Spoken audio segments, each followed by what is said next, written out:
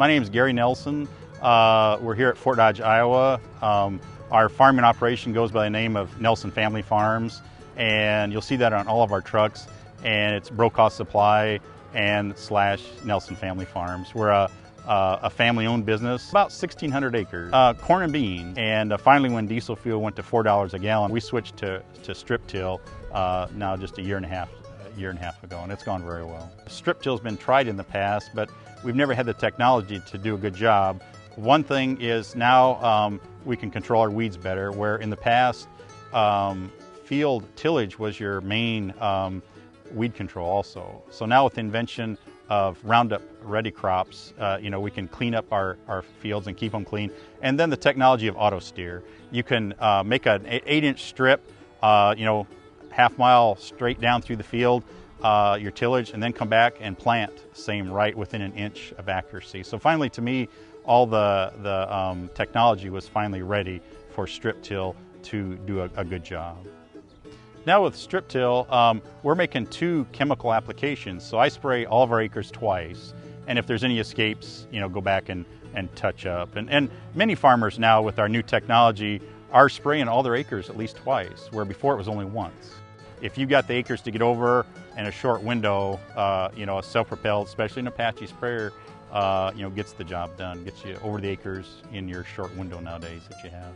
You can do 1,000 acres a day easy if you can get somebody to haul the water and chemicals to you at all times, and if your fields aren't too far apart. We're probably 20 miles apart from our farthest north and south, and so you get out on the road, and the 1010, 6 gears, and I believe it goes like 36, 37 miles per hour, and it's a constant speed. And so you pull from one field, fold up and go, and it's almost like driving a pickup, or your spray tank hauling with the truck with the water. So it's not that slow, crawl to get to the next place. These sprayers do have a cruise control, so that if you get a certain RPM and speed that you like, you can set the cruise control, slow down at the end, turn around, find your row, and hit the cruise resume button, and you can go right back at your, just driving or setting the auto steer, whichever you're into and stuff. So a real good tool there.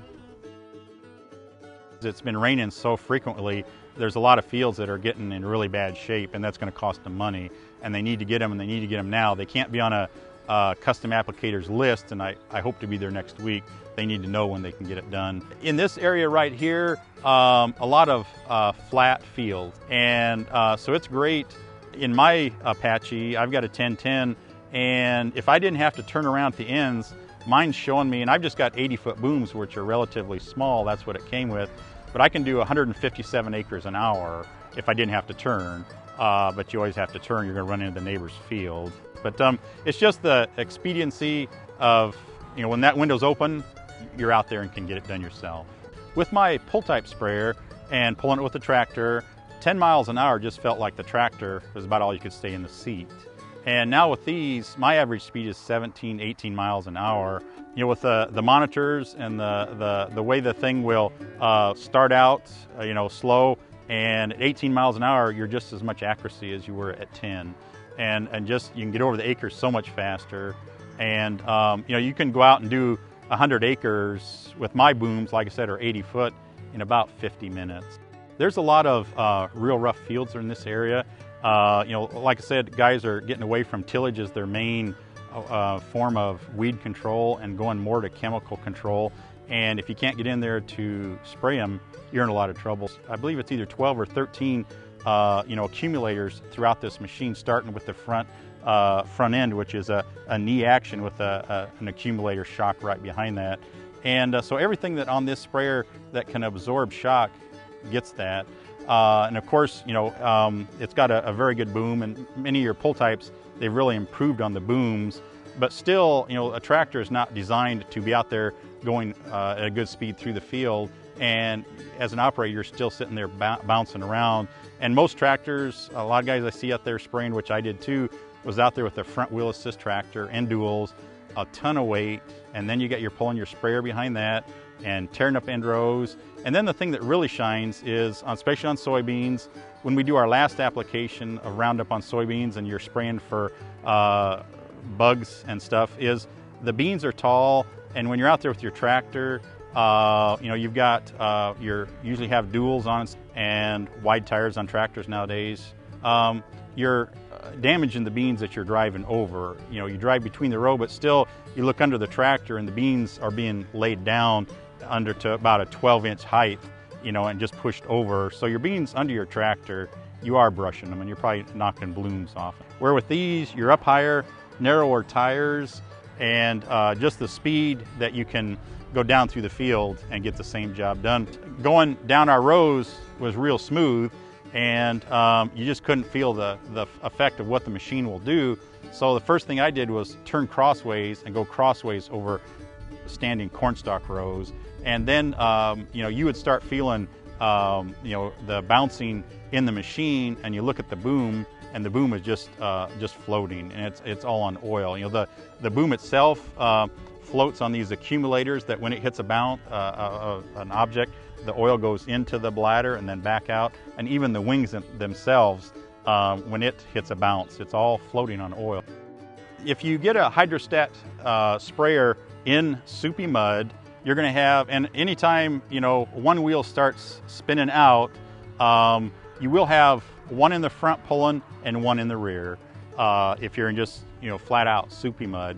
With ours, we have rear wheel drive, and if one starts to spin, there's a limited slip differential that engages. I would usually patient and wait to be able to get in the fields. And now, everybody's usually out there with their front wheel assist tractor spraying, pulling the pull types, and leaving some pretty big ruts, because those tractors are heavy. They're not made for being gentle on a planted crop. They're made for out there lugging implements through the field doing a tillage operation. So I like this. I feel it's a light sprayer. It's got the horsepower to get you through the field. Like say the 1010 I believe weighs 17,000 pounds. I don't have all the weights on the other sprayers to compare them, but a big difference. On an Apache, 30% is out front. You've got your engine, and then in the back you've got your product tank and your boom, so you've got 70% in the back. And if you go into mud, your front end doesn't have that much weight, and it's not pulling, so it's just floating on the top, and all your traction comes from the rear, which is we've got the horsepower to the ground. But on a hydrostat sprayer, those front wheels dig a small trench, and then your back tires come and dig a bigger trench. If you look at any of the others, they go straight down, all four wheels down at one time. The hydraulic pump on this works at going through the field at 33% of its rated capacity. So that's telling you it's got 66% in reserve if you need to raise a boom or anything. And it does have a dedicated power steering hydraulic pump. But on a hydrostat machine, those pumps are working on the hydrostat and to each individual wheel motor, which is 4 wheel motors. You don't have a lot of reserve. And the statement that I made is that I feel Apache, with being gear driven, we get more horsepower to the ground, connected to the ground for propulsion. We're also a lot lighter than your big self-propelled, your 4-wheel drive hydrostatic sprayers. Those things are so heavy with all their orbit motors and stuff. These weigh 17,000 pounds, so you've got a lighter sprayer and going through the field with more horsepower connected to the ground. Our Apache, even at an idle, you can hit the sprayer switch and you've got full pressure right at an idle, where not every machine is that way. And so just lots of reserve hydraulic, unharnessed, I'll say working ability here. Something that I love about the front end on this, watch the Olympics, and they've got the downhill skiers that are just going from bump to bump. Where are their knees? They're bent. That's what this front end is.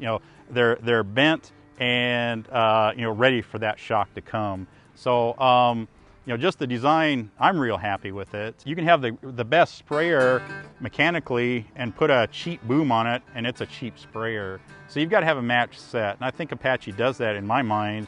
My old pull type was an older one, and there was no cushioning on the boom at all. So at 10 miles an hour, my outside, and I think my sprayer boom was just 60 foot, was just bouncing all the time and was always cracking. And these booms, I'm really impressed on. You go over rough ground and they just float. The machine is taking the shock in the proper places, and the boom is floating. So I feel it's really well matched, the sprayer and the booms. And if you got them, one out of whack, it would just ruin. It'd be a cheap sprayer. But nothing's spared on the design or build on the Apache, I don't feel.